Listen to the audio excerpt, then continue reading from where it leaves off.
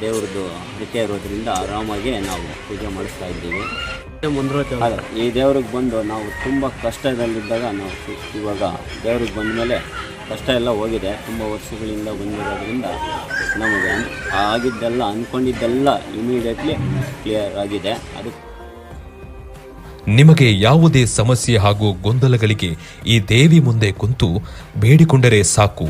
ದೇವಿಯ ವಿಗ್ರಹದಿಂದ ಹೂವು ಬೀಳುವ ಮೂಲಕ ನಿಮ್ಮ ಸಮಸ್ಯೆಗಳಿಗೆ ಉತ್ತರ ಹಾಗೂ ಪರಿಹಾರ ಸಿಗುತ್ತದೆ. ಗೌರಿಬಿದನೂರು ನಗರದ ಸಂತೆ ಮೈದಾನದಲ್ಲಿರುವ ಈ ದೇವಸ್ಥಾನಕ್ಕೆ ಸಾವಿರಾರು ಭಕ್ತರ ದಂಡು ಇದ್ದು ಈ ಸ್ಥಳಕ್ಕೆ ಬಂದು ಉದ್ಧಾರವಾಗುವ ನೂರಾರು ಉದಾಹರಣೆಗಳು ನಾವು ಕಾಣಬಹುದಾಗಿದೆ.